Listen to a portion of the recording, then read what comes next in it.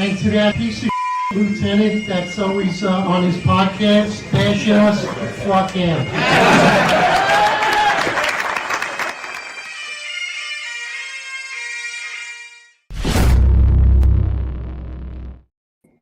All right, it's your roll call.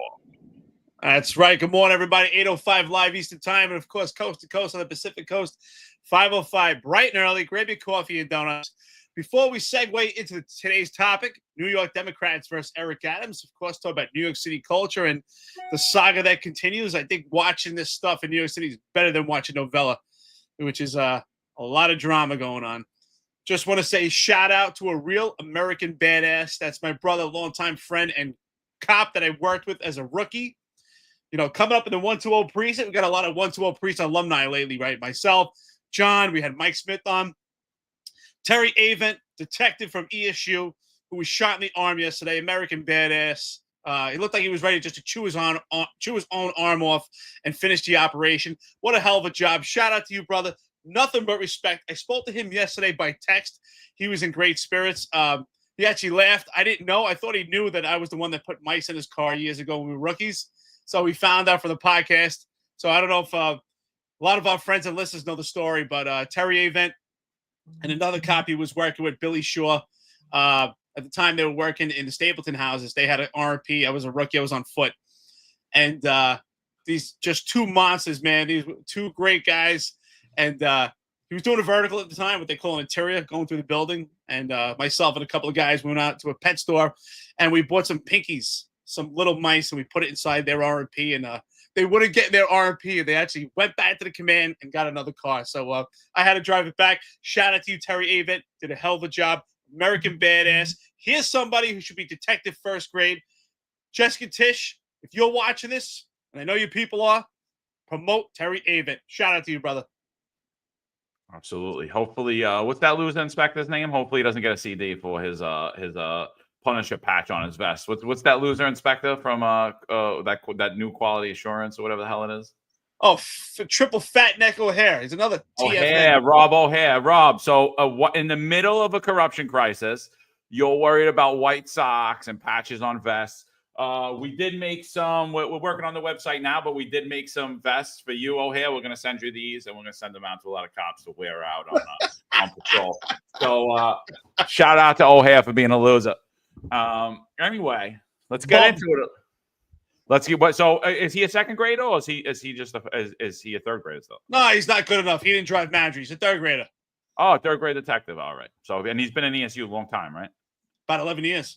Yeah, definitely not worthy. If you drove Madry for a year, though, you could get promoted every year from there. That's good. If you went on the casting couch, Terry, you'd be good. So, unfortunately, unfortunately, that didn't happen. So, unbelievable, dude. Unbelievable. That's the state of New York City. The people that go through the doors, the people that face armed felons, they don't get promoted. The people that have no business, even in the police department, they get promoted for being chauffeurs. Speaking of being promoted, before we even get on Eric Adams, I mean, I think our prediction came true from yesterday. Daughtry, Deputy Mayor of Public Safety. What do you think about it? Well, apparently the position to Deputy Mayor of Public Safety is not that important anymore. I thought you put Daughtry there. Daughtry has been promoted by rocket fuel in the past 18 months. I've said that before. Daughtry has gone from chauffeur/detective, which is very important in the NYPD, to assistant commissioner, to deputy commissioner of operations, and now to deputy mayor of public safety. Think about that. The position of deputy mayor of public safety, he's going to oversee all operations, Department of Corrections, the NYPD, FDNY, and how they coordinate and collaborate together for the ultimate centric focus of public safety in New York City. But you know what? You heard it here at New York's Finest Retiree Unfiltered podcast, and we came together and we predicted this yesterday before this was actually out in the news and announced. Deputy Mayor of Public Safety, Daughtry. Wow. He's been compared to Jack Maple. Unbelievable. Unbelievable. John, what are your thoughts? Yeah, first shout out to Rich Raj. Rich, I appreciate you always being on here and donating $20 to the podcast. Thank you, brother. And Pat Donahue says, first we're building bridges and now we're alienating O'Hare. Listen, O'Hare's got to get a smack every now and then. You know, we preach forgiveness. We forgive him. with nothing but respect for his service. But what he's doing is wrong. What he's going out every day and attacking White Sox, and I'm not saying that people shouldn't get CDs when they mess up, or people that are not taking care of their uniforms or going out there looking sloppy. I'm not saying that, but the things I'm hearing aren't that. A lot of overzealous stuff at the time that there is a huge smell of corruption all over this department, at a time when there's a mass exodus, when there's a suicide crisis. I think you got to learn what's what, and sometimes crushing cops isn't the best mode. There's times and places for it. It's not every day, all day, 365. So yeah, we still love O'Hare, but every now and then somebody's gonna get a smack. So that was with that. But yeah, Kaz Daughtry, deputy mayor of public safety, shows me that the bench is not deep. I have just came to learn that in the deputy mayor of public safety's portfolio, the NYPD is not one of them on the org chart, which I'm shocked to learn. I mean, because obviously we saw Phil Banks' hand directly in the police department. It was tied directly in there. It was almost like he was overseeing the police department. So although in the official org chart of New York City, deputy mayor of public safety does not oversee the New York City Police Department, which is insane because I always thought it did. I think you're going to see Kaz Daughtry's hand all over the NYPD. I think possibly you're going to hear about another resignation, and that could potentially be. We already told you Jessica Tisch wasn't happy. That was a confirmed rumor. That was not. She was unhappy. It got smoothed over. But I think possibly we may be headed for a fifth police commissioner, and yet we're going to hear all the Republicans say that Eric Adams is fine. This is all a smear campaign. And I think she's going to leave because it is official now. Daughtry is her boss. Insane to me.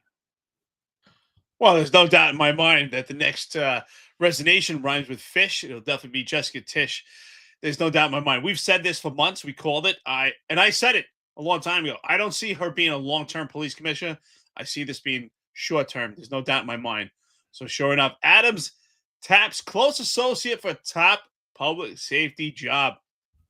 Deputy Commissioner Kaz Daughtry. Interesting, I actually thought that the NYPD was part of that public safety collaboration for the deputy mayor of public safety. So it's interesting that the NYPD would be on their own and assume that the police commissioner is not just a figurehead.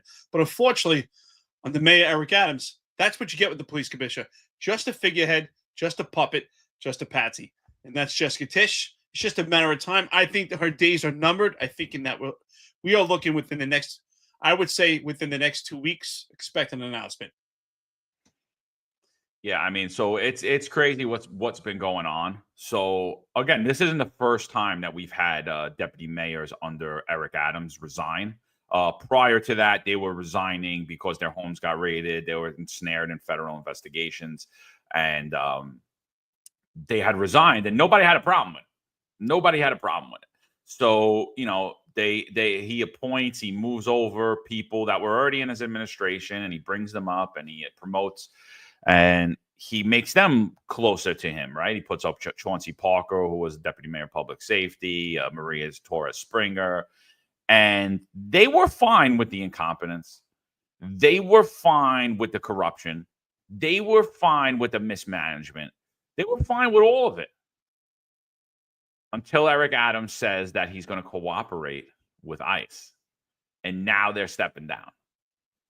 What do you think about that? What do you think that says about the Adams administration? I mean, that shows clear as day that the agenda that he's been pushing the last not even last 2 weeks, the last week, is not his agenda, right? Because the people he aligned himself with are leftist progressives who don't believe that the border should be closed and don't believe in enforcing immigration law. So, I mean, clear as day when I'm listening to Fox News and I'm listening to all these talking heads talking about how Eric Adams has always been against sanctuary cities and that's how he got indicted. I'm like, then how do you account for all the people in his administration? I don't understand what you people are talking about. It doesn't make sense. What do you think about that? Well, before I go into that, I just want to say shout out to formerly known as Gang, must be a new friend and list to the podcast. Interesting name there. Coffee and Donuts. Here we go. $9.99. Always telling truths. Absolutely. It's quite interesting watching this saga continue of deputy mayors stepping down under Eric Adams. It's interesting. We're talking about the appointment of Daughtry to deputy mayor. And I actually put out a post saying, congratulations, but I don't see deputy mayor as a step up anymore. Apparently, it's a step down. It's not somewhere that people stay. Listen, we look at this and we say to ourselves, Eric Adams, and I said this a while ago, is in political purgatory. He's put the Democrats at odds with him, not the Democrats putting him at odds with them. He's trying to align himself with a Republican, but that's a complete lie. That's complete gaslighting that he actually is in opposition to sanctuary cities. He supports sanctuary city. He never supported amending sanctuary cities. And obviously the people that are in and around him see at this point, it's time to get out because Eric Adams just keeps igniting the fire. And Eric Adams doesn't try to put out the fires, just as he says, when there's smoke, there's not always fire. Eric Adams continues to throw more gasoline in the fire and light it as we go. And I think at this point, it's they should step away from him because they're trying to make him out to be some type of martyr. Bill O'Reilly said recently that Eric Adams knows where the bodies are buried. With all this promotion of Daughtry being promoted by Rocket Fuel, I asked myself, maybe Daughtry knows where these bodies are buried. I think there's some type of close relationship there with Daughtry and Eric Adams. Obviously, maybe a little closer than most people think, but there's some type of relationship that's there. It's obviously not for competence. It's obviously not for his job performance.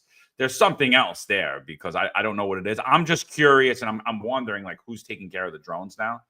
Who was in this important mission of bringing AI and all this stuff into the New York City Police Department? So that's my concern now because we wasted all this money, we built all this stuff, or is he still overseeing that as deputy mayor of public safety? I say he's going to be micromanaging more than ever at this point now that he's a deputy mayor. And again, it's just official. He is the actual PC. He's the actual police commissioner. So now fast forward, as a result of these 4 deputy mayors stepping down because he now, for all the wrong reasons to get his charges dropped by the DOJ, for all the wrong reasons, Eric Adams does the right thing, right? It has nothing to do with public safety in New York City. It has nothing to do with the residents in New York City. Has nothing to do with their safety. It has everything to do with Eric Adams, like every other move Eric Adams does. So in order to do that, he says, I'm going to work with Holman. I'm going to work with the Trump administration. Pardon me, please, Daddy. Or as what the Trump administration did was drop the charges. And once he does that, these 4 deputy mayors step down. And now all of a sudden, the Democrats in New York completely turn on Eric Adams. And again, just like those 4 deputy mayors, fine with the corruption, fine with the incompetence, fine with the mismanagement. And Kathy Hochul goes and consults with all the top elected in New York, top elected Democrats, as well as the race baiter, Reverend Al Sharpton. Al Sharpton, who's a known criminal, has a shady past, a way of controlling. Basically, he's been extorting New York City politicians for years. She sits down with an unelected Al Sharpton to consult on Eric Adams' future.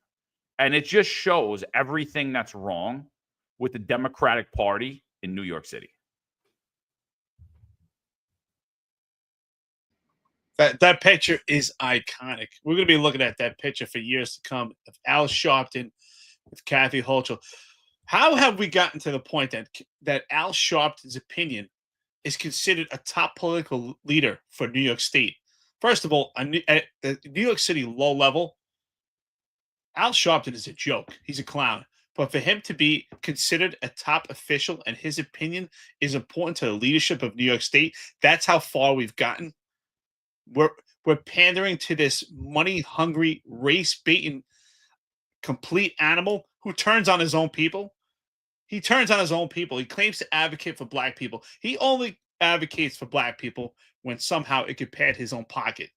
That picture is iconic. It's absolutely ridiculous. It's insane. Yeah, so this is where we're at. Eric Adams' future hangs on the fact of what Al Sharpton and Kathy Hochul talked about in that meeting. Unelected person. I mean, is this not just a height of stupidity? And this shows you where New York politics is. This shows you who's in charge. It ain't Kathy Hochul, obviously. She's not making decisions. And again, for now, Kathy Hochul, just like Eric Adams, Kathy Hochul is now going to look at doing the right thing for all the wrong reasons, right? Like I said, Eric Adams says he's going to cooperate with federal immigration law for his own personal interest. That's the wrong reason. That's doing the right thing for the wrong reason. Now, Governor Kathy Hochul said she's going to take the most incompetent mayor in New York City history, the most corrupt New York City mayor in history, the mayor who had 4 police commissioners and is working on a 5th in only 3 years, the only mayor to be indicted in New York City history. And now she's saying she's going to remove him because he's going to follow federal immigration law. And that, my friends, is doing the right thing for the wrong reasons. So it's just a mishmash of failure all around. It's the New York Democrats with the one-time face of the New York Democratic Party, Eric Adams. And that's what you're seeing. This is who's controlling New York City, people. This is who's controlling New York. This is who's controlling trillions of dollars in tax money. And everyone's wondering, wow, why is everybody leaving New York City? Why does no one want public service in New York or New York City? What's going on? That picture sums it up. Hang that picture on your wall. That's why. When you ask yourself, why do I want to leave New York City? Why do I want to leave the New York City Police Department? And you can put a little rat in the corner with Eric Adams' head on it, because that's why everybody wants out. Coffee and donuts, VSS Ventura. Shout out to you, brother. Good morning, $10. We got here with Al Sharpton because our society has gotten dumber. Unfortunately, you're right. I had to sit in the Apollo during my academy training and listen to this walking fraud collar whine on about race. There's nothing about Al Sharpton that exemplifies leadership. There's nothing about Al Sharpton that speaks to the people. He divides and he conquers and he follows the money and he pads his pockets. Al Sharpton is not an elected leader by the people. This is absolutely an insult to the people of the state of New York. Kathy Hochul, you represent the people of the state of New York. They voted for you to govern the state of New York. They did not vote for Al Sharpton. So his input is moot. You need to speak to the people. If you want to speak to the people that voted, that believe in New York State government, ask the people what they believe. Ask the de jour movement who they believe holds leadership accountable. Ask the de jour movement who's led the city properly. Ask people that do not divide and conquer and that put race involved in every issue in this city, in this state, and in this country. Absolutely ridiculous. It's reckless. Kathy Hochul should have made this move a long time ago. That we've actually got to this point that we have to decide to move him now because we need to fight against Trump. That's really what this is about. How do we combat the Trump administration? Not how do we combat potential corruption, probing our city agencies, probing the NYPD, the FDNY, our most precious gems of New York City, the key elements to public safety. No, but now that we need to fight the Trump administration, now we're going to actually consider a power play. This is completely irresponsible, reckless. So you know what? Next time you get out there and vote better. Think about your vote. Think about who you vote for on your local level government. Think about who you vote for at your state government. It affects your daily life because we see a federal government that has been completely put at odds by New York State government. This is fascist ideology. It's absolutely ridiculous. Dude. So for those of you that don't know, I grew up on 68th between 20th and 21st in Bensonhurst. Yusef Hawkins was murdered on 69th Street between 20th and 21st. I was out on my stoop the night that happened. Crazy scenario, long story, won't get into it. But one idiot who appeared to be racially motivated, or he was just wannabe gangster, and he made some racial comments. He killed a young man. 3 black kids entered into Bensonhurst. They got surrounded by a group of Italian kids who were told that there was going to be a group of black kids coming to kill them over a dispute, like a lover's quarrel. So when the kids heard that that there were 3 black kids there, mind you, the Italian kids were with black and Puerto Rican kids as well. They went around the block. One idiot, Joey Fama, he killed Yusef Hawkins. He said, I don't care. He's nothing but I don't have to say the word for you. And he shot him in the head. Young kid. They were actually there that night from Bedford-Stuyvesant looking to buy a car. So he got shot summer night. I'm out on my stoop that night. Horrible night. And Al Sharpton then immediately comes into my neighborhood and paints the entire neighborhood to be a racist stronghold, like a group of that we're everything. We're anti-everything except Italians. And it really wasn't true. And so from 8 years old, I've been watching this man control the politics of New York City, control the police department, control the mayor's office. And every Sunday for months and months, Al Sharpton would line up in the schoolyard across the street from my house, and they would march. And I would hear like crazy things getting yelled. You guineas aren't going to eat your pasta and meatballs on Sunday. You're going to church on Sunday. And I saw like the real racial hate on both sides, because there were idiots in my neighborhood too that were yelling, holding watermelons and yelling things at them. And I'm like, and at that time, that's when I realized how ignorant race is, how ignorant. It's not racism. Racism isn't real. Racism is pure ignorance, in my opinion. That's what I've seen.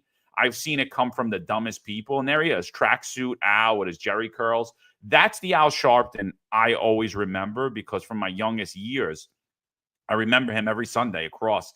And, I remember getting yelled at thing. My mother would like keep me in the house. Oh, you can't go out. You can't do this. It was a real traumatic time, I think, in the city. And it was a real time of division. And honestly, it was just stoking the flames. Like, I don't even think Al Sharpton's a racist. I just think he understands that it's gasoline and then it fuels the fire, and he could use this for his own benefit. I just think that he understands how to manipulate politics. And so he is a political strategist. That's what Al Sharpton is. He's a political strategist, and he's held New York City, and now he's got up to New York State, where he's holding them captive, that even Kathy Hochul feels that she has to go kiss the ring before she makes a decision. And I remember that via Mentores, when they started sending you guys to the Apollo Theater for him to preach to you, because what Bill de Blasio told you guys was that he was a law enforcement expert. I mean, the only thing I know about him and law enforcement is that he's been on the other end of being arrested. I know that he's been under federal wiretap for not only doing hits, but high-level drug deals. And so to me, when I'm watching an elected official sit down with this man, who to me is a member of organized crime, he's no different than John Gotti, in my opinion. I say that New York has been captured. The Democratic Party in New York has been captured. And the fact that the Republicans aren't pointing this out, they're calling what the Democrats are saying wrong, but they're not pointing the finger saying, why are they sitting down with this man? Shows me that they're cowardly too. You brought up a good point. I mean, will we ever know if Al Sharpton is racist in his heart or not? I think at this point, it doesn't even matter. The bottom line, he's built his platform. He's built his name. He's built his constituents based on racism. He's built it based on racism and capitalism. And he's actually built his own platform by weaponizing and utilizing and using his own people. He talks about our people, us. And if anything, I think he's created more violence, more propensity for violence, and more hatred for his own people on his own behalf by dividing and conquering and creating the message that he's created. Marlon makes a great point. Let's not forget that Al Sharpton was also a Fed informant. Let's not forget that. It's a lot of information. He also knows where the bodies are buried.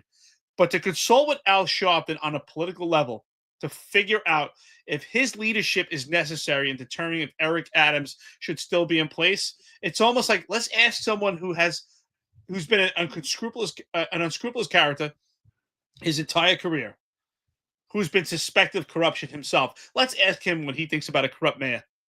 That, it's this is a complete paradox. Absolutely ridiculous. But before we get off Al Sharpton, just one quick Al Sharpton story. So it's Sunday. I have a huge police detail across the street from my house. Al Sharpton and all his cronies, they're in the schoolyard. that actually had to lock them in the schoolyard. You got all these people. There's thousands of people on my block. I lived in a family apartment building that was owned by my aunt. We lived on the 3rd floor in the walk up. And my mother told me, it was right before my birthday. So my mother told me that she'd take me to she would take me to the candy store, which was on 20th Avenue. She's like, I'll take you to the candy store, but we got to go now because it's going to get crazy out there. So, I had been experiencing, I was sick for about 2 weeks after Yusef Hawkins was murdered. I was throwing up every day. I had a severe case, I think, of PTSD at a young age because of it. It was a very traumatizing experience for that age. And then to have all the hate coming around, and my older sister at the time, my middle sister, she was young. She was probably, I don't remember what she was, but she was young and dumb. And she's like, these people are going to come here and kill us. And so I was 8 years old, and she traumatized me. So I was feeling a little better that day. My mother's like, all right, so let's go to the candy store. So as we're walking, my mother was a school crossing guard. She knew everybody in the neighborhood. So we're walking up 68th Street, and there's these 2 white guys there, and they look real shady.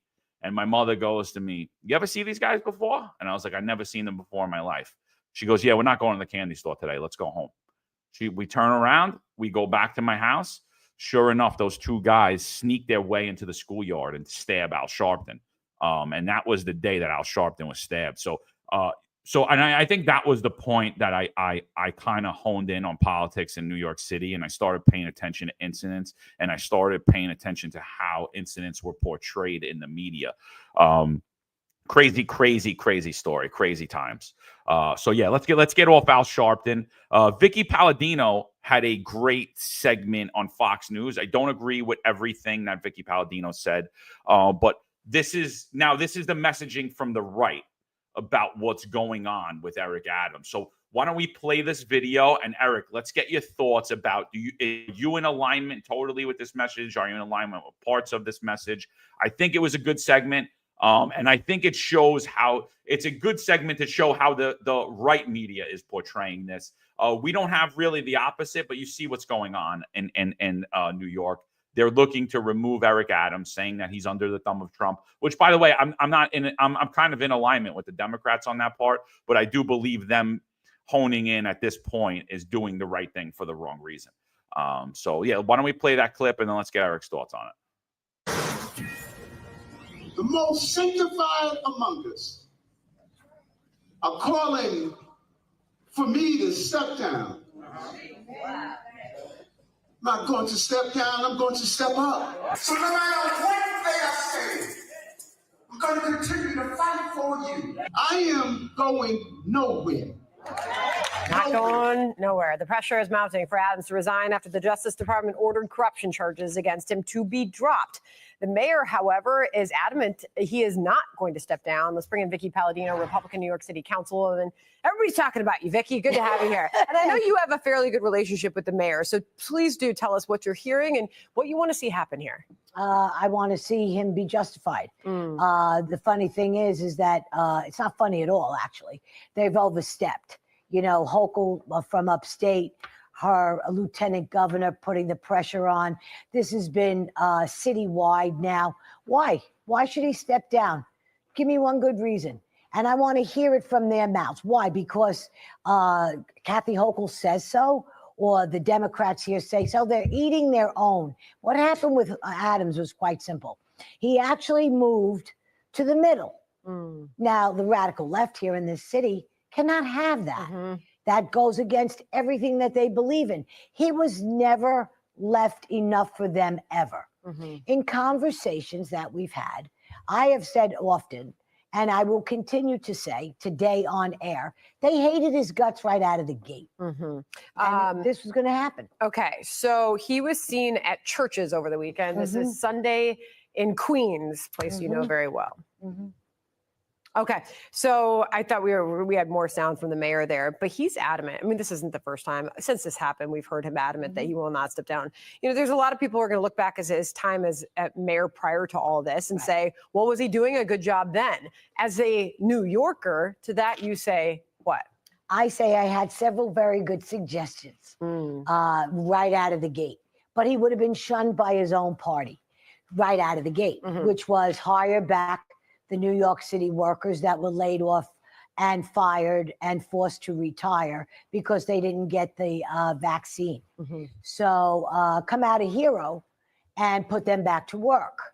Right out of the gate in 22 March, you could have done that. You know what? When it comes to sanctuary city, sanctuary state, especially sanctuary city, executive order perhaps could have happened sooner than this. Once again, trying to appease to those who hate you. Why are you doing that? Now you got 3 lieutenant governors, deputy mayors, who want to step aside. To them, I say, so long, see you later, because you know what? If you don't have loyalty in your administration, you don't have anything. Well, this administration, the new administration, the White House is fiercely defending him. This was Alina Habba this morning defending.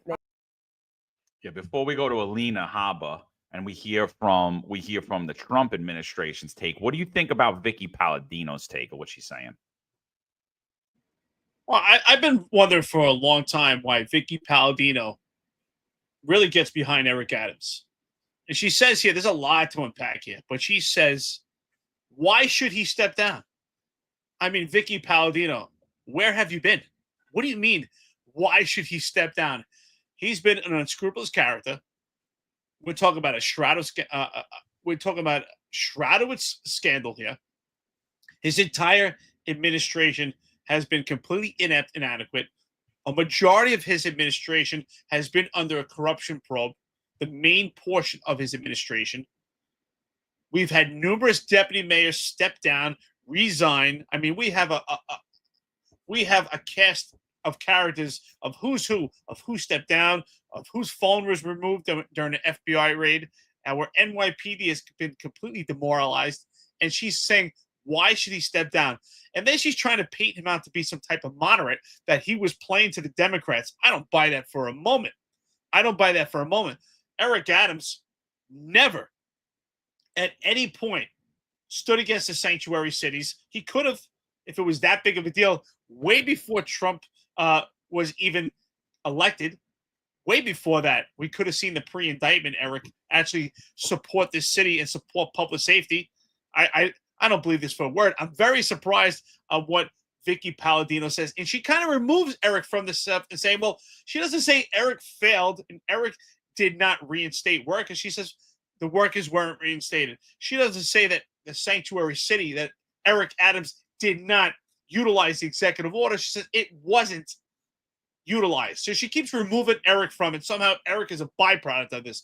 Eric is the mayor. Let's not forget that, Vickie Paladino. He should have been removed a long time ago. This is $1 late and $1 short. Yeah, I mean, I think it's a very nuanced argument, and I think that the Republicans in New York City have cleaned up their messaging to avoid the call-outs from the right? So, and I think that's what you were hearing there. It sounds nice, but it's not accurate. I agree with her that the Democrats are doing the right thing for the wrong reason. I agree with her that he didn't do the right thing and he could have been a hero. I said it early on. I told my wife, I told everybody, I said, Eric Adams, I don't like Eric Adams at all. I said, if he comes in and he does the right thing, he could be the next president of the United States. All he's got to do is care about people. He doesn't even have to go right or left. All he's got to do is care and do the best thing for the people of the city of New York. And if he does that, even if we don't agree, he's going to be the next president of the United States.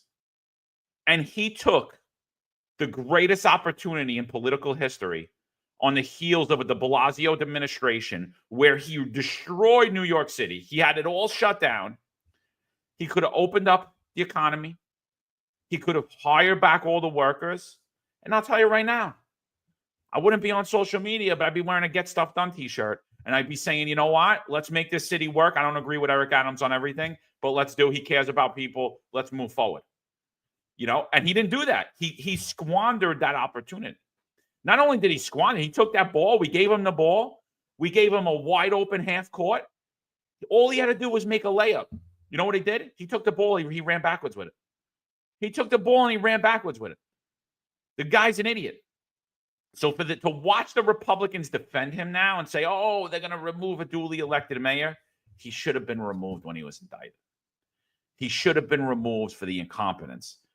Where are you telling the truth? He's still till today not letting these people back to work. He's still till today not letting Marlon Bethel at work. And he never, a lot of you guys are saying it in here, he never moved to the middle. He slithered around to get his charges dropped. He's still even as he's sitting there like a good little boy getting his head patted by Tom Homan on Fox News the other day. He still was kind of saying, oh, but I believe in sanctuary city. And she's saying that hiring city workers back would have alienated him from his party. Okay, and said I'm hiring cops and fire. We have shortages in every agency. I'm hiring them back. Now we don't have shortages anymore. Okay, you mad about it? They'll be over in 2 days. But he had no problem keeping these people out of work. That's alienating thousands of New Yorkers, alienating thousands of families and children. So when I listen to Vickie Paladino, I agree with a lot what she's saying, but I disagree with a lot. And there's a messaging there. And the only reason she brought up the city workers is because she knows there's a select group of people that are going to be out there like white on rice on her for not bringing that up. That's why she brought it up, to alleviate the criticism. But I'm here to say all of our arguments are very nuanced. That is not a good argument, Vickie. I'm sorry. Eric Adams should have been removed. Eric Adams created all of this. He should have been removed a while ago. I agree with you that the Democrats are doing it for the wrong reason, but it's still the right thing to do. Let's see what the Trump administration, because I don't even know what Alina Habba is talking about. This is Trump's attorney. I have no idea. Let's see what Alina Habba has to say. This man was prosecuted because he was anti-sanctuary city policies. He wanted New York to be safe. He said, I'm going to protect the people of New York. That is the job I was given. And then all of a sudden, wow, he's prosecuted under charges and gone after. I see you nodding in agreement, Vickie. Yeah, absolutely. We said this way back when. As soon as he tried to move towards the middle, they came up with all these charges against him. Most important of all, remember this. They're trying to justify what they're doing. You know what? If Hochul wanted to use the power of the pen, she should have gotten rid of Bragg right away. We could have gotten rid of A.G. James out of the gate. Instead, you got a mayor who actually standing up for the people now and the safety of all New Yorkers, and they want him gone. It's so transparent. Yeah. Well, this was pretty remarkable. If you did listen to a lot of what he had to say at those churches, he was warmly greeted over the weekend by the two Queens churches that he visited. At one point, he said, people are dancing on my grave. I've got a mission to finish. So lastly, I'll ask you, with your ear to the ground as a New Yorker, what happens here? Where does this go? This is a tough road, because if he's with Cuomo, who has not yet filed to run for mayor. If Cuomo comes in and the odds are against him, you know, there's a lot of conversations. There's a lot of different avenues. There's more than one way to skin a cat. And for me right now, with what Cuomo did to the state of New York while he was governor, let's see how short people's memories are. And with Trump in office, it gives Mayor Adams, which irks the Democrats more than anything, a leg to stand on. He will appeal to the Democrats that are centrist, and he will appeal to the Republicans. Yeah, most absolutely. One of the Democratic conference leaders that are asking for his calls, is calling on him to resign, says it's never been in my history to suggest people should resign, but this situation is very serious. So that Democratic leader is calling for him to resign. Sure. We'll keep following all of this. Interesting developments over the weekend. Yes. So, you know what I find interesting, though, right? What question was missed there?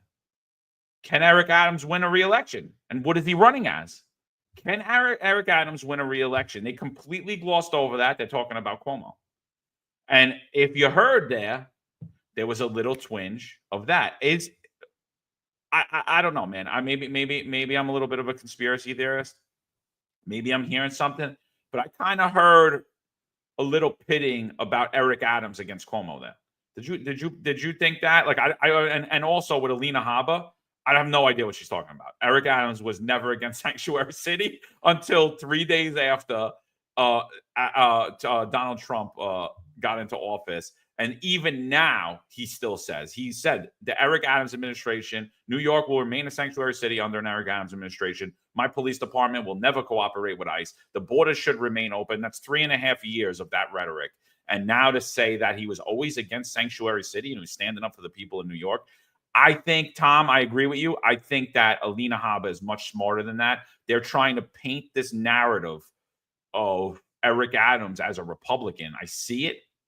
I got to tell you to Fox, I got to tell you to the Republicans, you're losing your base. Nobody believes you. You look just as bad as the Democrats. Nobody believes what's going on here. You said it before. I'm going to read out the entire comment. Tom Joyce is spot on. Tom, good morning. My brother, how you doing? He says Alina is either lying or ignorant, which I don't think she is. Absolutely not. She's not ignorant. She's super intelligent. She knows exactly what she's doing. She, along with the other Republicans, have completely collaborated. There's no doubt about it. We don't even have to ask them. We don't have to assume. It's on its surface. It's on its face. We can completely see it. We're all cops. We can make that observation, and we can see it's completely calculated. This is strategic, along with the Republicans. I almost asked myself, I'm listening, like, is that Vickie Paladino? Is that a Republican? Because the Republicans have gotten together and they've now made a martyr out of Eric Adams. It's actually intelligent. They've, instead of making him out to be this inept, inadequate, corrupt official, they've turned him into a martyr. Republicans have now supported him to the point that, hey, if you take off the head of Eric Adams in this administration, you've now created a martyr. You didn't take out a problem. You've created more of a problem, what they're saying. It's quite interesting that she's actually talking about Cuomo at this point. So is the battle of who destroyed this state and who destroyed this city? Because if that's what the case is, because Eric Adams destroyed the city and Cuomo destroyed the state during the time of COVID. So we're going to pit these two together. Is it what, the worst of two evils? Is that what we're headed for? But Vickie Paladino is just completely gaslighting. She's lying here as she's, again, listen to what she's saying early on in this. There's Tom Joyce probably knows about this. I'm sure some of our squad guys know. One of the interrogation tactics is that when you interview someone to find out the crime that they committed, is you listen to what they're saying or have them write a statement. And when they remove the word I, that's where the lie is. And Vickie Paladino does it here because she knows damn well that Eric Adams is not supporting sanctuary, is not in opposition to sanctuary cities. What did she say? She said that we lost workers, that a mandate could have been fixed. She said when it comes to Eric Adams, well, sanctuary cities, he was in opposition to it. She doesn't say Eric Adams was. She removes Eric Adams because she knows damn well she's lying. So that's how they fix the subconscious and guilt. This is just a complete lie. It's gaslighting by the Republicans. I can't believe this mess that we're in right now. They're creating a martyr out of Eric Adams. That's what they're doing. But it works, you know. It works on the low information people. It props Eric Adams up to be exactly what you're saying, a martyr, and it kind of makes people feel bad for him. Oh, he was protecting us. It's like, really? Why did New York City just sign a $1.5 billion contract in January to pay New York Hotel Association owners? Why did that contract just renew? And it has a 3-year option, people, by the way. So $1.5 billion, 3 more times, right?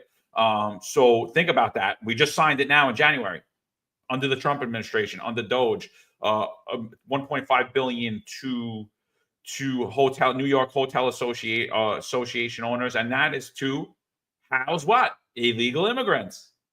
So who's fighting for what? What are we talking about here? Eric Adams could have put the kibosh on that. He didn't. He signed off on that. I wonder if Eric Trump is in the New York Hotel Association. Who knows? You know, but it's a sad state of affairs, man. And this mayoral race is honestly, it's disgusting. And then I sit there and I'm saying, why are people leaving New York City? Why does everyone in the NYPD have an exit strategy? Why do I get 5, 10, 15 messages a day? I'm leaving. I want to come on the show. Why? Because the bench isn't deep. There's no hope. A couple of questions for you, Eric. Andrew Cuomo is already winning nominations. He didn't even announce that he's running. Democratic clubs are already giving him the endorsement. He's already winning. You're already starting to hear all this banter. The Republicans are talking about him. It's obvious. I think he's gonna run. Right now, for the GOP, we've had Curtis Sliwa. I think he's won 2 or 3 Republican nominations. Can Curtis Sliwa beat Andrew Cuomo? Can Eric Adams beat Andrew Cuomo? Is Andrew Cuomo the juggernaut that's going to win the mayoral race? Who do you see being the next mayor? I mean, obviously it's a crapshoot. We have no idea. We have the socialist Zohran Mamdani. We were supposed to get him on here. Kind of dropped the ball with that one, and we'll get back onto that with him. But he just raised a phenomenal amount of money with small donations and through matching funds. He just, for this quarter, I think he got about $2.8 million in matching funds. So he's up there about $5 million he just raised. That is serious money to hold a campaign. Now, I don't believe he's a serious candidate. He wants city-run grocery stores. He wants baby baskets. I don't hear any policy that's good that's coming out of him. I think what I'm seeing is a Sliwa Cuomo run happening. But I'm not discounting Eric Adams with the fact that he has the right media behind him and he has the Republicans behind him. Like, what are you thinking? What are you seeing? What's your predictions? I mean, when you see people like Vickie Paladino and you see the Republican Party getting completely behind Eric Adams, along with Trump's lawyer, obviously it's a calculated move. There's no doubt about it. Eric Adams is a major player in this, right? I mean, I think when it comes to Eric Adams, it's all or none.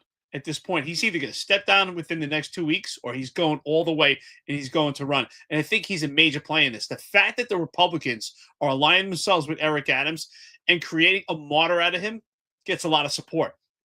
People love to support the underdog. So what they're doing at this point is brilliant. They've put the man that was on top. They've actually made a martyr out of him. They've dragged him to the bottom, and they've now created a humble underdog.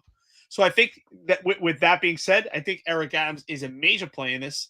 And I think Eric Adams has a chance to not only be the first indicted mayor, but the first indicted mayor to be reelected. There's no doubt about it. If Cuomo steps in this, he's going to be supported by the Democratic Party. Could New York City go red enough to support Eric Adams? I don't think it matters at this point.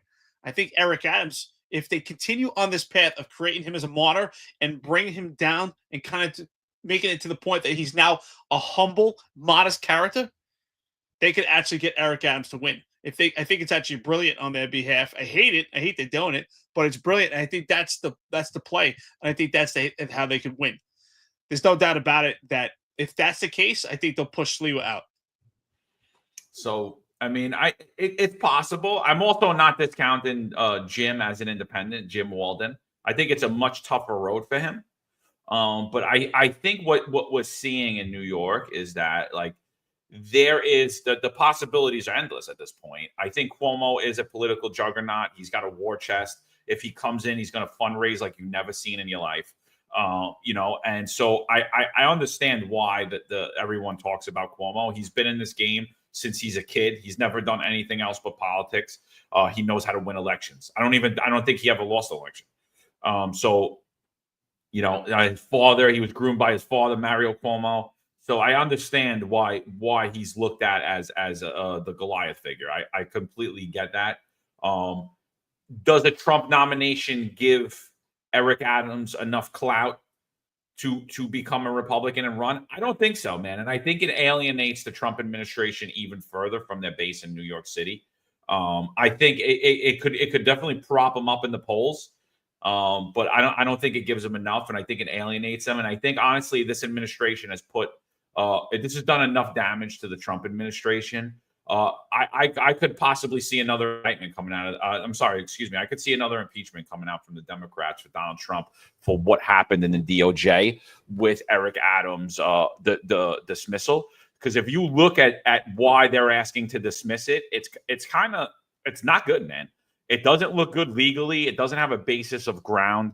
So the DOJ is being brought in front of Judge Dale Ho today to explain exactly why they think that the charges against Eric Adams should be dropped. And unless they formulate a better argument, then we want him to help us with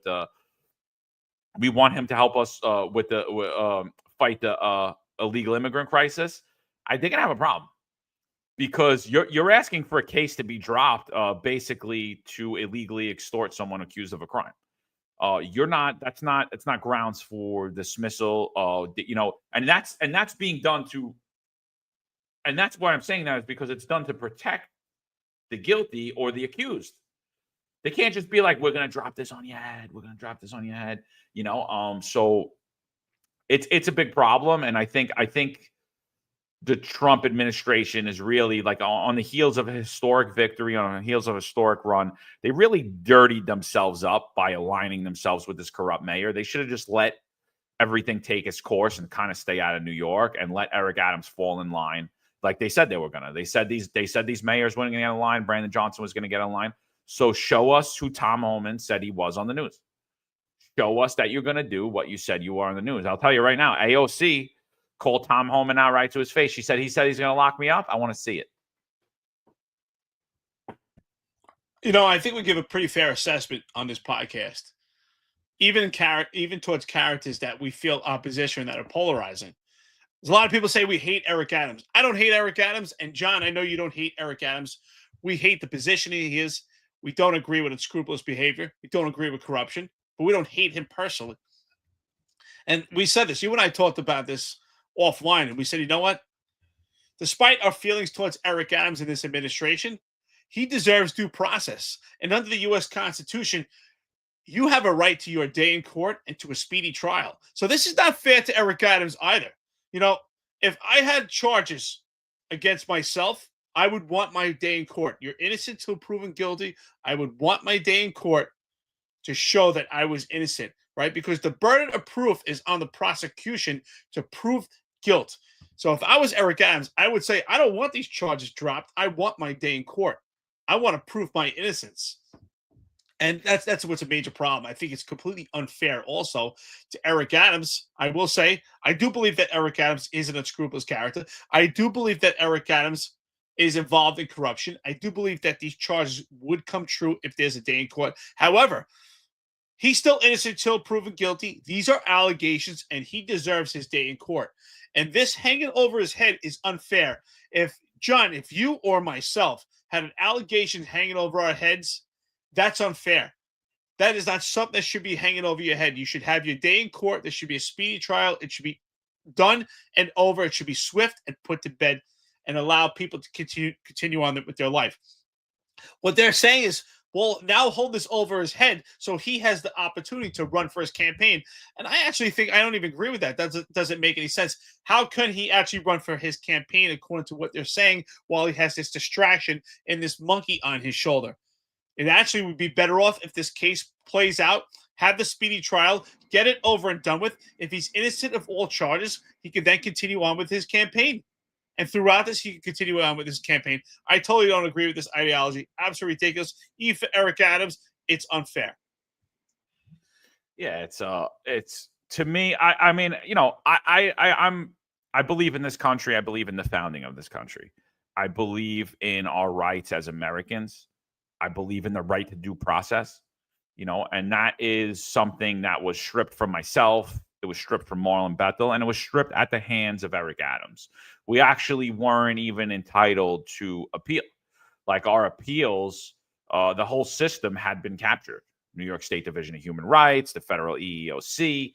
And, a lot of laws were broken to terminate and force city workers out. And I don't think the collusion that happened is really being weighed in. We're just like, now we're focusing saying, yeah, it was wrong.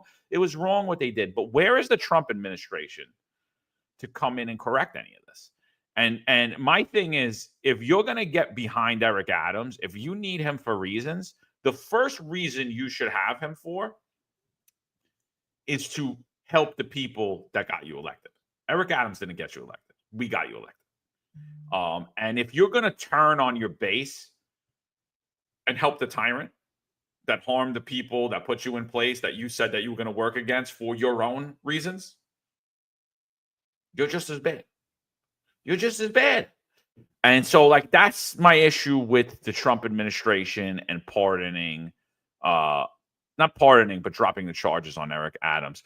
Tom Clemenza says, no Republican is going to win the mayor race in the city for a long time. I don't agree.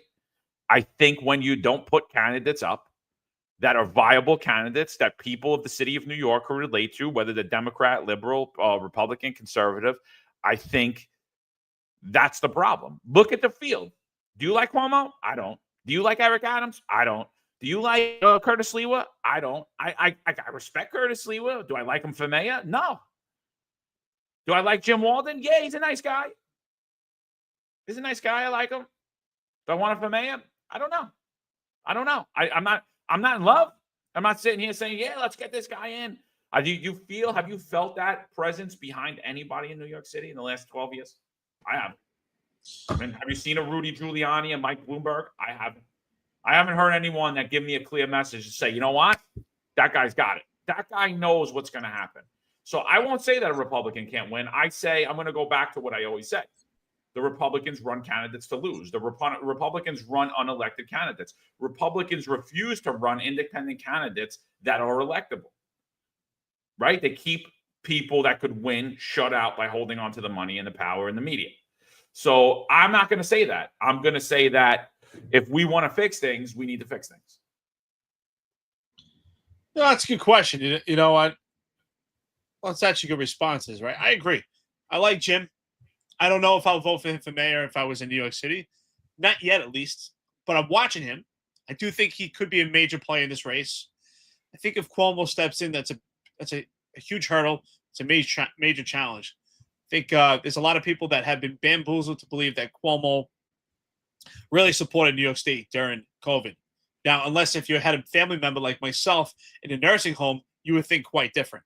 You would look at Cuomo as a murderer. You would look at Cuomo as someone that attributed to the loss of a family member if that happened to you, including myself. I lost my father in the nursing home at the time, and Cuomo had a major hand in that, in his decisions when it came to COVID.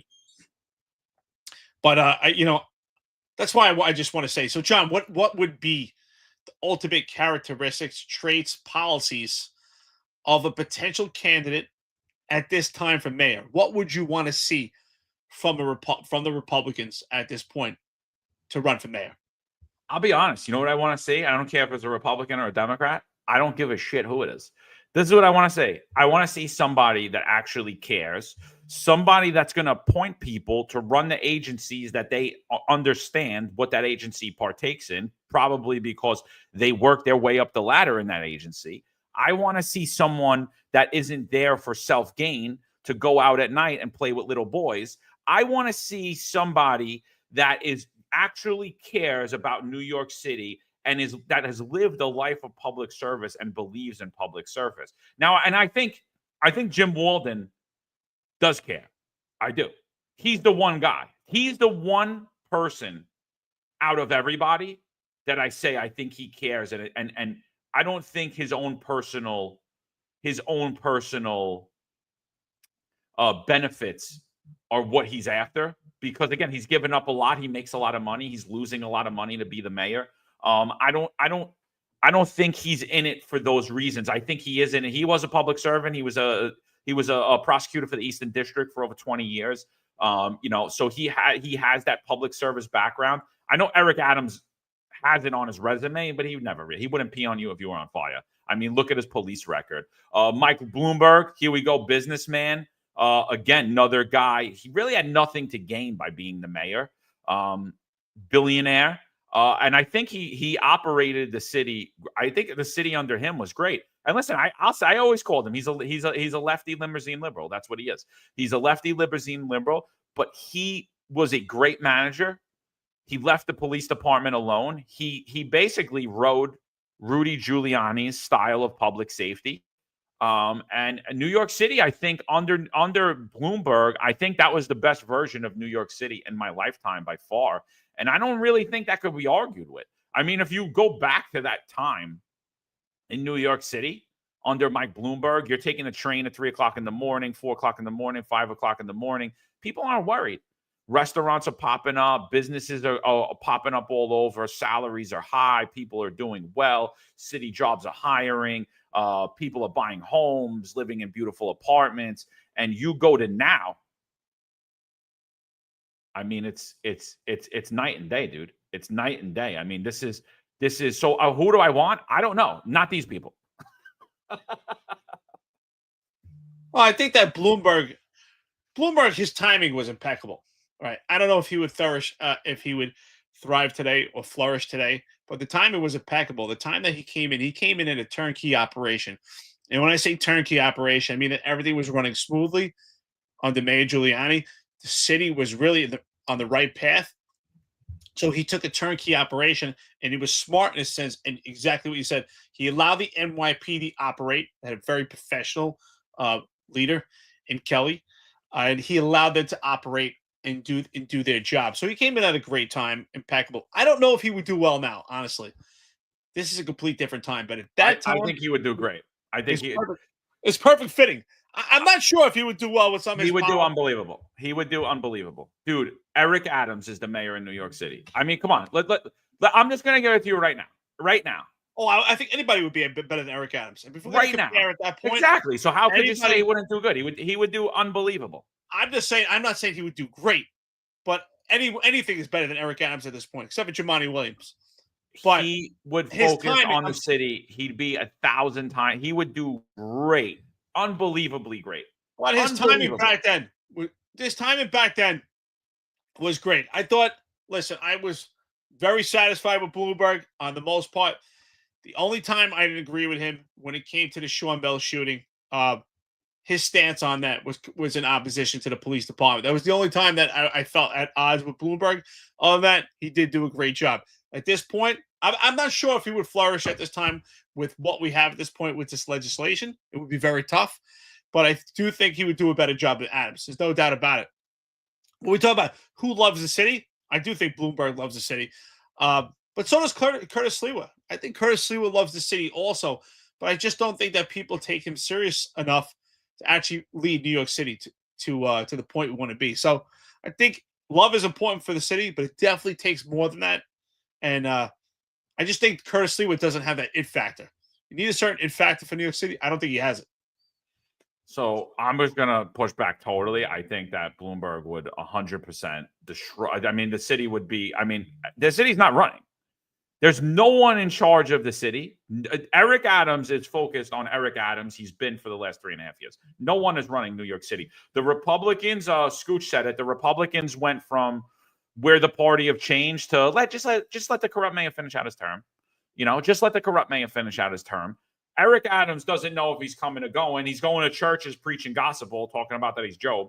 He's out of his mind. Like, how about don't break campaign finance law? How about don't take bribes? How about that? And then nobody's going to come after you. How about don't be a corrupt piece of garbage and run out at night and eat steaks while telling everybody you're a vegan and then invoking the name of God every day? How about that? And then when I hear people like, oh, Curtis Sliwa doesn't have the it factor. Do any of them? And here's my thing, Eric. Here's my thing. I want honest. How many people do you know that are more competent than Bill de Blasio? How many people do you know that are more competent than Curtis Sliwa? How many people do you know that are more competent than Andrew Cuomo? How many people do you know that are more competent than Eric Adams or whoever else you want to throw in, a Bill de Blasio and Eric Adams and Andrew Cuomo, Curtis Sliwa? How many more people do you know that are more competent and more likely? Because I'll tell you, everybody I know. Well, they throw Eric Adams in that mix. Absolutely. A lot of people. There's no doubt about it. Including Curtis Sliwa. Listen, I like Curtis. But I don't see him as a mayor. And I don't see him as being, a very intelligible character. I don't think he has the emotional intelligence to be the mayor of New York City. Neither does Eric Adams. Eric Adams is a savvy character, but I don't think he has the emotional intelligence for it. Cuomo, I'm in complete opposition for that. If you're going to live in New York City under Cuomo, good luck to you. Good luck to you. I can't think of any of these characters that I would want to be the mayor. And you're right. The Republicans can't put someone up to win. They put someone up to lose. The question is why? Why? Because it's all party rule. It's all one party rule. That's why. New York City is one party rule. And at this point, it's even New York State. Yeah. So all the teams. Seems like this podcast is leaning towards someone as an outsider for me. How about an outsider for everything? An outsider for city council, an outsider for state assembly, an outsider for the state senate, an outsider for president, an outsider for the government. Because what we're seeing here is this. It's the same fucking thing. But it's the same thing. It's the same names. It's the same people, and it's the same charade. Eric, listen, Curtis Sliwa and Cuomo, everyone and their mother better get behind Curtis Sliwa. But if Eric Adams becomes the Republican nominee, I mean, do you really have a choice? If Eric Adams and Andrew Cuomo become the two heads, Adams is the Republican nominee and Cuomo's the Democratic nominee. If that happens, is there a choice in New York City? Doesn't matter. Who do you choose? I'm not voting. I'll tell you right now, and I've never not voted in my life. I'm not voting. I'm going to say the system's rigged. This is a bunch of garbage. Both parties are garbage. I mean, you're right. Both parties are garbage, but I think you have to vote if you're going to stay in New York City. At least have some say and say, you know what? I was presented with two idiots. One destroyed a state, one destroyed a city. And these are the choices I was left with. And let people know, look, you left me with, you speak to Republican, Democratic parties and say, you know what? You left me with these two choices. Look who I had to vote for because this is who you put up as these parties. I mean, that's where, honestly, we need to change course when it comes down to party rule in New York State, how we run primaries and how we run these parties. I mean, and unfortunately, the road that we're going down, it doesn't give people like Jim Walden any chance because Jim Walden could be a major player. I mean, at least he's changed the conversation. He's willing to support and bring back city workers. But when it comes down to, the Republican and the Democratic Party, it leaves Jim in the balance. People like Jim don't have a chance. It's a shame, but it's sad. No, 100%. And I'm saying if Jim's still there at the end, I'll 100% vote for Jim. I mean, Eric Adams, Cuomo, Jim is 100% the guy. I'm just saying if those are your two choices. I mean, and like that, I like Jim. I do. I like Jim. But he's not getting the money behind him. He's not getting the support behind him. He's not getting the media behind him. I like Jim. Is Jim a little bit more, in my opinion, left than how I lean? Yeah, I think so. But so's Curtis Sliwa. So's Donald Trump. I mean, like, I think, so, I mean, like, I'm just sick. I'm just sick of watching it. Someone said Areola for mayor. Yeah, 100%. I love Joanne. I think she's a leader. I think she cares about people. I think it's people like that need to be in politics. 100%. Dirty roof. Areola for mayor. It's people like that, like a Jim and Areola, people that care. And I don't love that Areola is going to bat for Adams either. But I get it. I understand it. I like Vickie too. I disagree. I was gonna tell you, come on, John. I know you support Areola, but her stance behind Adams right now, that's really muddied her up at this point. I really do think differently about her at this point. But it's all of them. It's the entire. But does that make it okay? Right. Does that make it okay? The entire right. Who's going to be? So again, we go back to talking about the mandate. We talk about Nazis. What makes them any better? Someone has to stand up and say, you know what? I don't agree with this. Where's the Republican to say, you know what? I'm not buying this. I'm not with this. They're all just going to fall in line because the party says so. Yeah, I don't know, dude. But again, where is the reinstatement of New York City workers? We got the military back. Everybody's chirping it a little bit because they don't want to get attacked online. But where is it? Where is it? And the only way I see it is a candidate like Jim Walden. And that should be the topic of conversation. And it's not. Because the big money's not behind them. The big money's behind Sliwa. But is Sliwa really the guy? Is he really going to get it? I don't know. Because I'll tell you, I hear Adams' name out of the Republicans way more than I hear Curtis Sliwa's name. Shout out to Marlon and Richard Kentef. Richard Kentef was a comment here. Marlon said it yesterday. So, and they're both obviously moving a lockstep here. I agree with both of them. Richard Kentef says, all you have to do is look at Detroit, Gary, Indiana, East St. Louis, and that is the direction that New York City is going, just by 2 cents. Richard Kentef, you're absolutely right. Marlon said it yesterday. I mean, you could throw Newark in there. You're out in Baltimore. You're 100% right. And New York City is starting to look like that. I mean, look what's happened to these cities that were flourishing. I mean, industrial cities where, we had a lot of production. Detroit, cars were made. Gary, Indiana. That's another city where we had production stuff made.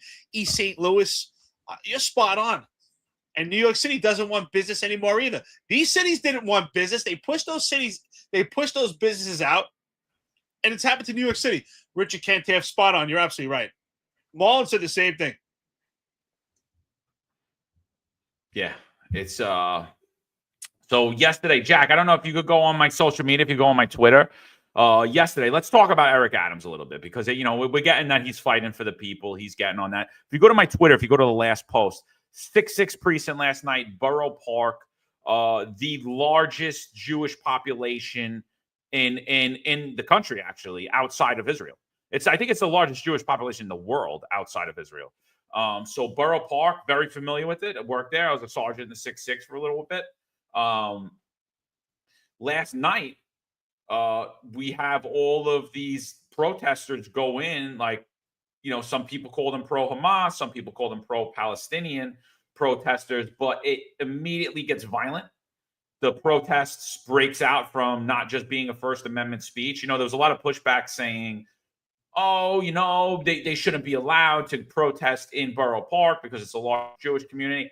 I think a little bit differently about this. This is America. You're entitled to your First Amendment activities. You're entitled to peacefully protest. However, this was not a peaceful protest. And I understand tensions are going to be high, but the police department for years and years and years was able to properly police these First Amendment activities, even when tensions were high. We showed you Brooklyn, 1980s, totally different Brooklyn than 1980s now. And even then, the police department had the ability and was able to properly police those protests and keep them from getting out of hand.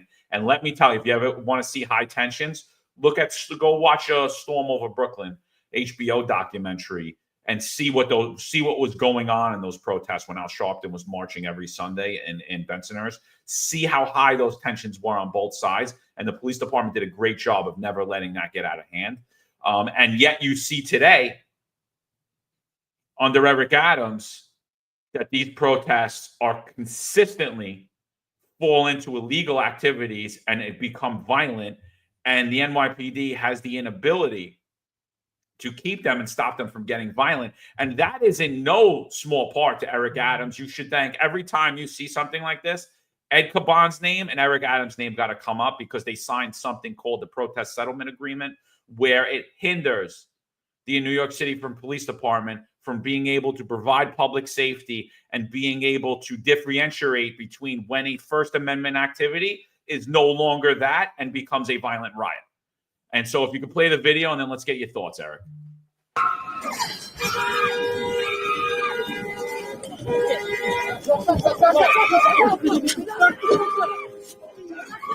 Back the fuck up!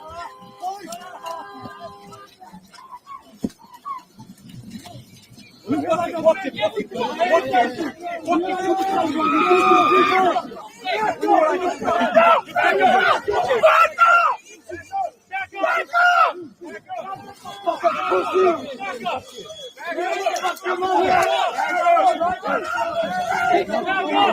can take it down. You can take it down.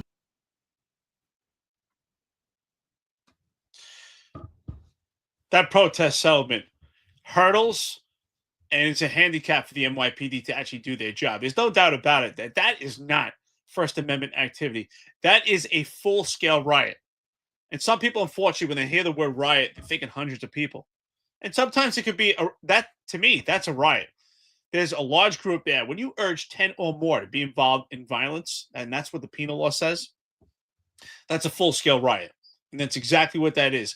A riot of a large group, more than 10 people engaged in violence. That is not First Amendment activity. And we drawn out the evidence and the conclusion of the failures of this protest settlement that hinders the police department on a prior podcast. When John and I spoke about this, I remember I was in Malaysia at the time when we did a podcast. That was over a year ago about this protest settlement. And the protest settlement really hinders the police department from doing their job. And it's so arbitrary. And how in this protest settlement, they've drawn out red light violations or red light crimes and green light crimes. And if it's a green light, the NYPD has full cooperation and the capabilities of doing their job and make an arrest But when it comes to these red light crimes, and take a look at this protest settlement, it's public information. It's been drawn out that the NYPD needs specific leadership to actually make a determination. The police officer with their boots on the ground can't just make an arrest. They need the permission of leadership, which completely hinders them from doing their job in real time based on these red light crimes. It's absolutely ridiculous. Eric Adams never gave any pushback on this protest settlement. That's a living document as we speak. Every day there's full-scale riots, and we just don't hear about it. When we think about riots, we think about these protests that actually turn on its face. But every day, police officers that are working in housing or working in hotspots throughout the city, we have large groups that are violent. That's a riot in itself. And if we don't take action, this protest settlement can be utilized and weaponized to actually sue the police department, and we could be losing taxpayer money. This protest settlement really hinders the police department from doing their job. Oh, it's absolutely disgraceful. And that was Eric Adams, and immediately I have the clip. I don't know where it is, and don't even bother looking for it, Jack. But it's like immediately upon signing the protest settlement agreement, when these nightly riots were happening every night in New York City, these nightly takeovers of critical infrastructure in New York City, the media started asking, like, what the hell's going on? I mean, we were going nuts online. We were like, what the hell are you guys doing? Hard to watch, man. Hard to watch, especially when you could fix it in a second. So it's like a very hard thing for me to watch and sit there and watch. So we were going online. So the media actually asks them, what the hell's going on? Like, why are you not able to keep these protests in order? Like, how are these people getting that close to each other? There's a First Amendment activity. There's two targeting groups. Obviously, yeah, you could yell, but you're going to stand across the street. You could yell, but you're going to stand across the street. Like, you're not getting next to each other. How is this happening? Why is this happening? Like, when for 100 years, this has not happened in New York City. Like, why is this happening? And Eric Adams is sitting up at his off-topic Tuesdays, like, because of the protest settlement agreement. And the sharp reporter goes, you signed off on it. And he's like, didn't know what to say. And I'm like, does anyone see what the hell's going on here? This guy's an incompetent moron, complete moron. We thought it would be worse if we didn't. Really? Did you? How much worse? How much worse would it have been? So, and like, that's the whole thing, and like when I watch this, I'm sorry, like it's not the cops that are theirs fault. I'm not blaming them. Don't think I'm blaming them. It's the leadership that made the plans for this protest that was already, everyone knew was going to happen. It should have been corrected before it started. You got to control situations and prevent things from happening before they get out of hand, right? Isn't that what we were always taught, Eric? When we always taught that you have to have order before things happen. And there was no order there. And that's not on the cops that are sent there. That's not on the guy. You show up and there's 2 of you and there's 50 people. What are you doing? You show up and there's 6 of you and there's 100 people. What are you doing? You have plans in place. You have barriers. You have a ton of personnel. You keep the opposition away from each other. You police the issues as they happen. You have a no tolerance enforcement policy at that protest. If you break the law, you're going to jail. If you violate a lawful order from me, you're getting in handcuffs. That's how you keep protests peaceful. That's not what's happening here. And that is not the fault of those cops, the rank and file cops. That is the fault of the leadership of this job at the very top. Spot on. Shout out to Stephen S. Stephen, my brother, how you doing, by the way? He says, control the situation or the situation will control you. Absolutely. But I believe in what you're saying. I agree with you 100%. We spoke about this. This is no bearing. This is not a reflection of the cops. Unfortunately, the cops are hamstrung. They're completely handicapped by this protest settlement. And this doesn't just speak for these protests in opposition to Israel. It speaks for everyday work that the police department has to deal with in violent areas, have a propensity for violence, especially in housing, where you get these large groups. I think it's just absolutely irresponsible and reckless, this protest settlement. Eric Adams signed off on the same thing that he has no idea how we have this problem. It's absolutely insane. So we used to say, it's funny. We used to say, and I agree with what Steven said, right? Control the situation or it controls you.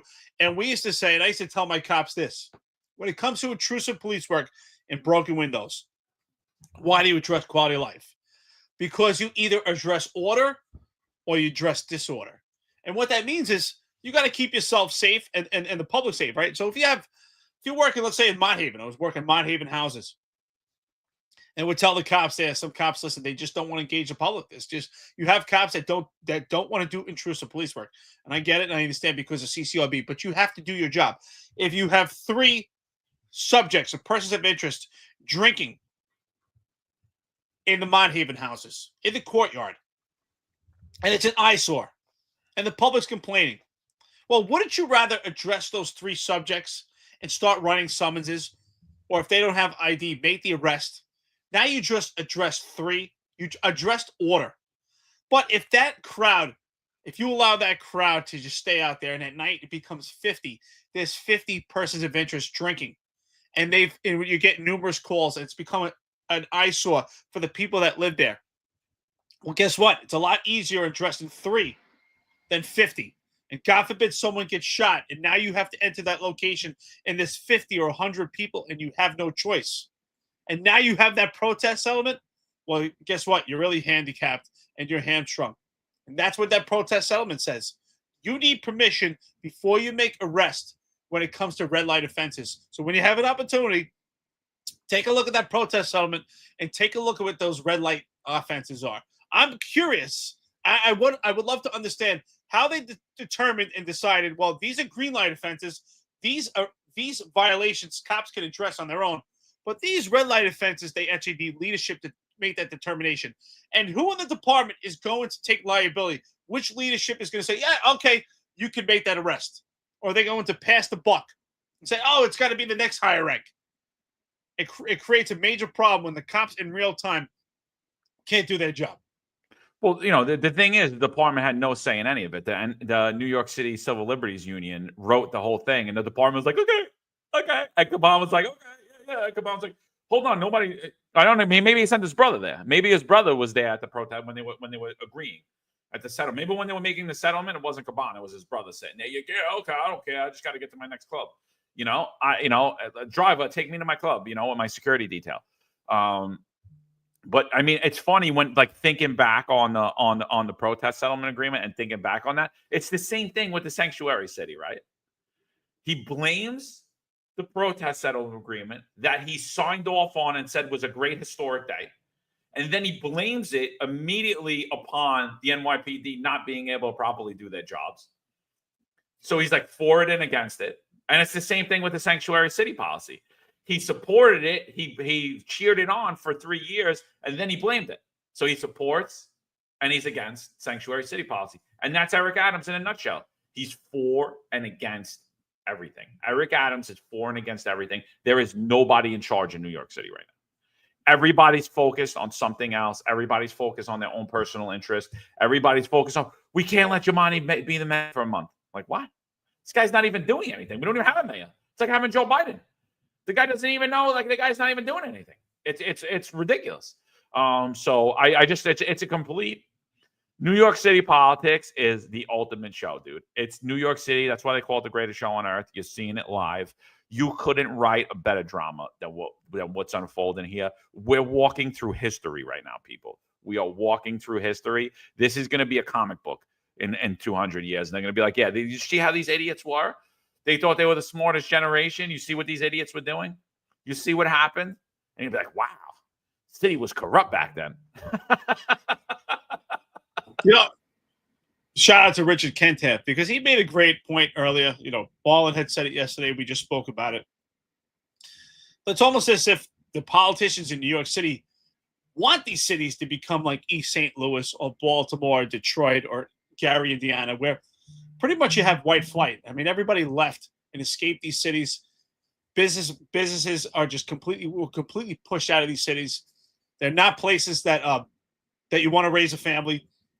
A lot of decimation, a lot of desolate areas, a lot of segregation also in these areas, right? There's very definitive lines in Baltimore, East St. Louis, Newark, Detroit, as far as where blacks live and whites live. They create this environment. It's completely segregated, where you have much more mingled neighborhoods in New York City. You do have ethnic neighborhoods in New York City. That's also part of the melting pot and the pride of New York City.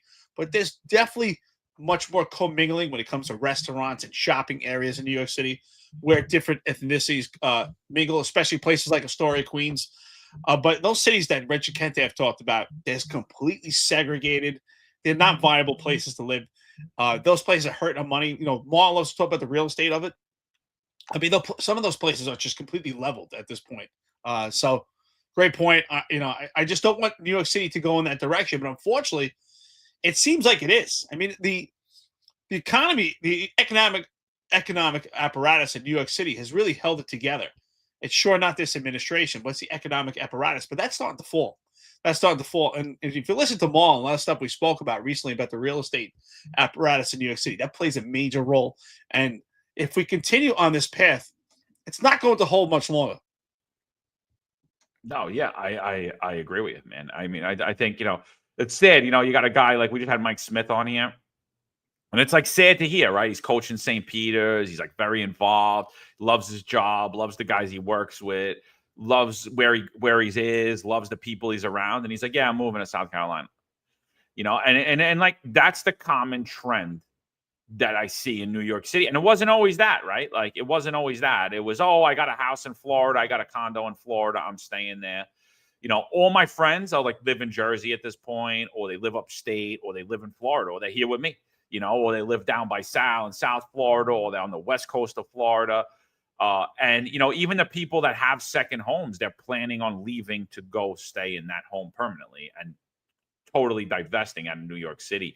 I think that's been the biggest failure of this last 12 years. I don't think that was the case prior to the Bloomberg, prior to the de Blasio administration, and then it just got exasperated under Eric Adams. The flight under Eric Adams, and I don't think it's a color or race or religion thing, the flight from New Yorkers, lifelong New Yorkers under Eric Adams has been multiplied, and it was done on purpose, and that was the purpose of the mandates, and that was the purpose of these totalitarian edicts and this whole replacement that was happening, where we're going to get rid of tax-paying workers, and we're going to not take care of them, but we're going to bring in illegal immigrants and fund them and give them all your money and devalue devalue the quality of life in your neighborhood, devalue your property value. And it actually had a weird effect, right? Because the price of things actually went up. And that's due to the amount of money that the city's paying. Like, look at that contract that Reza just put out. $1.5 billion in January. New York City re-ups a contract with a 3-year. It could re-up for another 3 years, another 1.5 billion times 3, so almost 7, whatever that comes out to, $6 billion in total, to house illegal immigrants over the next 4 years. And what that does is it basically keeps all the hotel rooms at a 100% occupancy rate. So the hotel rooms that aren't involved into that, there are hotel rooms and apartments, that aren't getting these top dollar money for those rooms and for those rents for the illegals. What happens to them? The price of their product goes up, right? And then they're talking about, the affordability crisis in New York. Everything's unaffordable. Yeah, it is, because you made it unaffordable. Of course it is. You can't even get a hotel room in the city. Go try to book a hotel room in the city. You can't. Remove do it, and let's go back prior to all this illegal immigration. You free up all those hotel rooms, the prices, they come all down. Same with rents. So we're creating our own crises, what we do with crime, what we do with these protests, what we do with the illegal immigration. And that's why you're seeing people leave. They're saying, this isn't a viable place to run my family. This isn't a viable to grow my family, to establish roots. And it's sad. It's completely sad. So. Shout out to Scooch, Dave Seville. How you doing, brother? Always great insight. I think he nails it right here. A balkanized city is easier to divide and conquer and steal for corrupt politicians. Absolutely, absolutely. And that's exactly what Richard Kent, Taft, and Marlon would talk about. East St. Louis, Detroit, Baltimore, all these cities that just are completely reflective of those type of politics. And what do we see also in those cities? Newark, Baltimore. We've seen corrupt politicians. And we've seen those politicians actually get arrested, charged, and sentenced. Why is Eric Adams no different? Because Eric Adams trying to create New York City into the same style that these cities were in. And that was really the fall of these cities, right? The real estate apparatus and corrupt politicians. Look at Baltimore and Detroit and Newark, plagued with corrupt politics for years. And parts of Jersey, like I said, Patterson, Newark, Trenton, just plagued with corrupt politics, and corrupt politics really decimates it. And real estate is a major apparatus to the flow, to the good flow of a city. I mean, look at the history of the Bronx, and a lot of the failure of the Bronx and the downfall of the Bronx is the Cross Bronx Expressway. If there's a lot of people in the Bronx that hate Robert Moses, because if you look at the history of Robert Moses, the inception of the Cross Bronx Expressway is led to the downfall of the Bronx, especially the South Bronx, because it cut into actual neighborhoods and just completely destroyed the real estate. And it was just a major, decline in the entire area. And that's where they sent Puerto Rican immigrants in, at the time, that were low income, and just completely destroyed the neighborhood. They, it comes down to the real estate apparatus. It's unfortunate, and what they did to the Puerto Rican people there, they put them in this, it now became these low income neighborhoods, and they just destroyed the Bronx, because the Bronx at that time was flourishing. Yeah, no. So about an hour, 31 minutes on here. Anything else you got before we want to get out of here? Anything else? Well, there was that shooting at the 111 that happened last night. That was pretty crazy. Did you hear about that? Got kids doing station house security. I believe a 75-year-old man just comes out, opens fire. I believe the cop is okay. And I think he struck the suspect in the head. Absolutely crazy. So two horrible situations yesterday that thankfully none of the cops were hurt from. So just crazy day yesterday. Again, apologies on the Scott Monroe interview. Scott said he would come back on. Is that right? Is that right, Eric? Yeah, I spoke to Scott. I just wanted to say he's been nothing but a gentleman. We spoke on the phone. He said he wants to come back fairly soon. He's going to schedule time with his secretary that he has an hour to sit in his office so he can really focus. He said, unfortunately, it's just been so busy. He's been bogged down. He didn't mean any disrespect towards our friends and listeners. So he's going to come back on. I think it was a great conversation.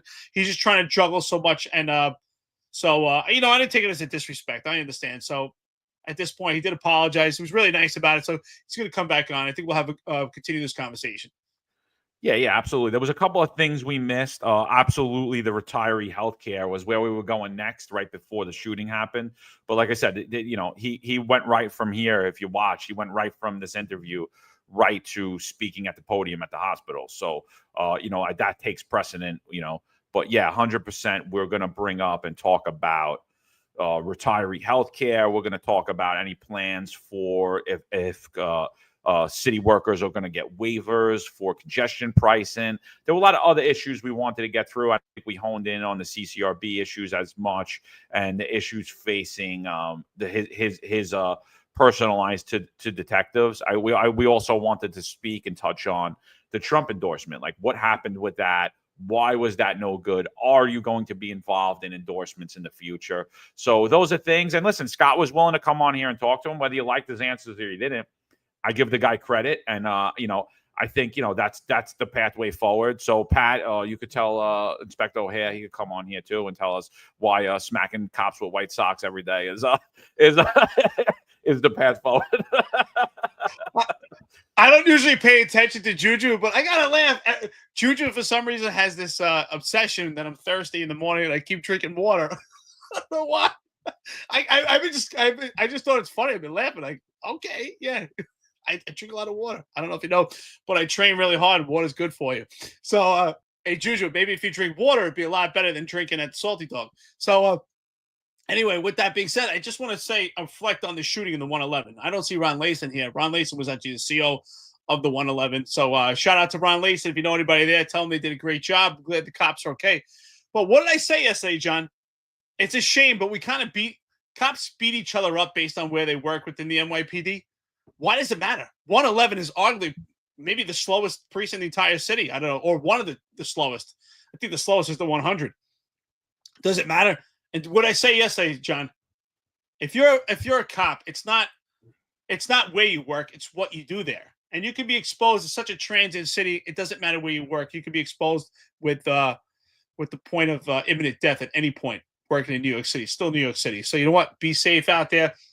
To the cops, respect each other. Stop beating cops up for where they work. Ask what they do there. If you worked in the 7-5 for 4 years and you sat on the TS, which is a telephone switchboard, and you only answered phones, are you really a 7-5 cop? I worked in one of the most violent precincts in the entire city working in PSA 7.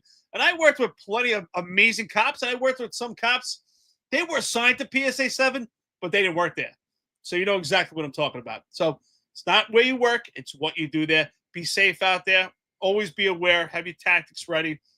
Be mindful. And thank God our cops are okay. And you know what? Again, shout out to you, Terry Avent. Badass American hero. I would like to see him promoted. First grade tomorrow. Shout out to you, Terry. Absolutely, dude. Funny story, real quick. Going to the Puerto Rican Day Parade, I got 1, 2, 3 collar brass. I think the kid was in the 7-5. He had like a smart comment. I got right in his face. I was like, and what does that mean? And what does that mean? And he completely backed out. And everybody was like, yo, what were you going to do? Fight the kid? I was like, no, I just wanted to prove the point. Like, you know what I mean? Like, it doesn't matter where you work. And so we had a sergeant. He had just came from, I believe he was either the 8-8 or the 7-5. I don't remember where he came from. And he said to me at the time, he goes, dude, don't worry about it. He's like, that guy's a bum. He doesn't even do any police work. What do you care what these people say? I'm like, I know, but it's crazy how people think like their collar brass like gives them muscles or the ability to fight, like, or that they're like, And so, yeah, it doesn't matter where you work. But, shout out to the guys that are in the heavier houses. I mean, I agree. It's the guys that are working in the heavier houses that count. Just because, if you beg and cry to go to the 1, 2, 3 and you wearing 7-5 collar brass on your cuff case, like, dude, you begged and cried. I used to say, I didn't ask to go to the 1, 2, 3. I was actually pissed when I got sent there after Impact. I got sent there we won't get into those reasons, but whatever. I got sent there because a certain sergeant didn't like me. That was it. All the people liked me. I mean, all the 120 guys were like, McCarry, why are they fucking sending you? You come back here. And I was going to come back, but they offered me anti-crime. So I was like, all right, I'm not going back then. And then I'll take the anti-crime because I know, And so, but I didn't ask to go there. So when I was there, we would get all these guys that would come from Brooklyn North. Yeah, bro, Brooklyn. I'm like, why are you here? Why'd you cry to come here? Why'd you put a transfer in? If Brooklyn, Brooklyn. I was like, in Brooklyn, what, bro? In Brooklyn, you were 0. That's why you came here. You're 0 now. Exactly. You're 0. So I always thought that was funny, dude. So yeah. I used to say they had it. They used to put the collar brass in their cuff case for street credit. I said, what is that, street credit? Like, I mean, come on, and then find out what the guy did there. Like, this guy was on the TS for 4 years. But no, listen, I do the utmost respect for all NYPD cops, and I believe that. I worked in some heavy houses, but I think it doesn't matter. It's what you do there, because I've seen it myself. Seen cops that were great, and seen cops that weren't in heavy commands.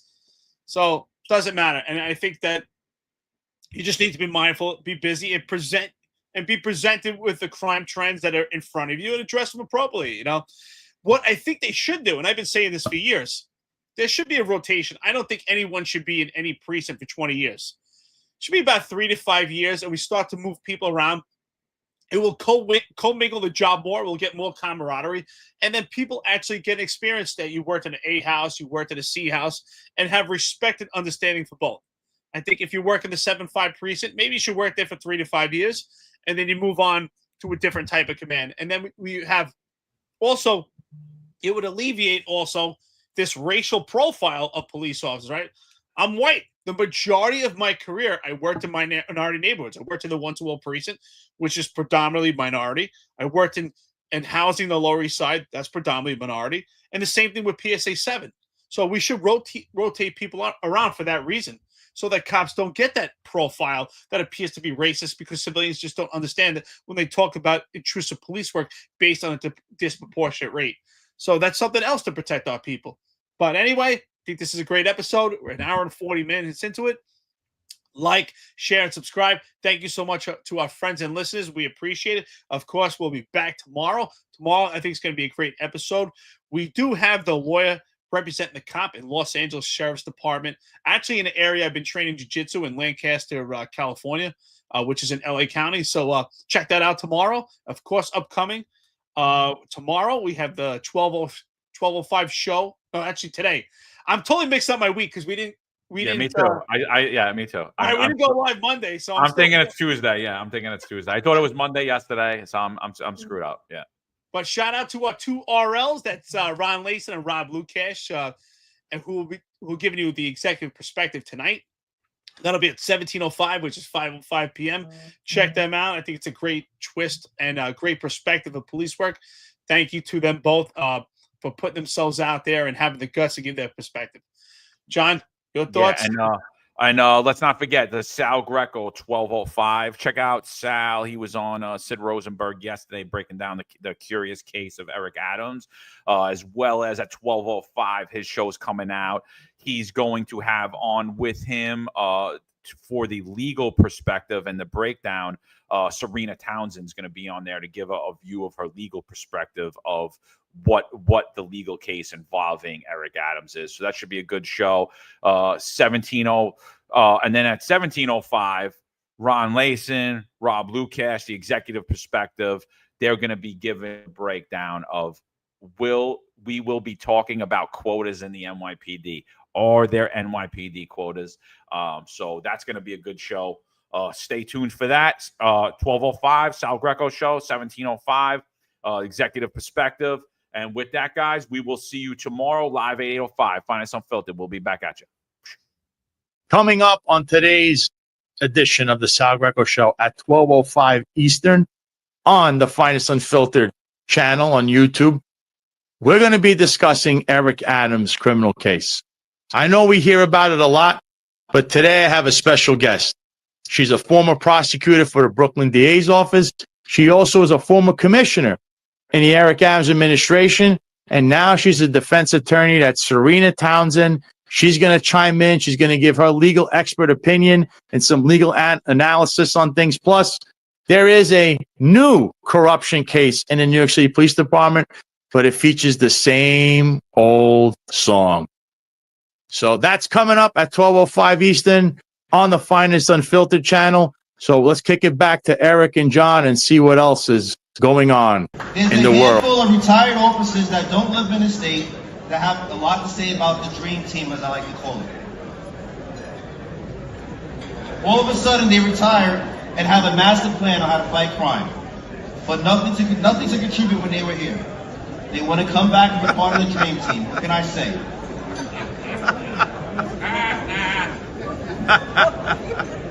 Law enforcement professionals dedicate their lives to serving and protecting our community.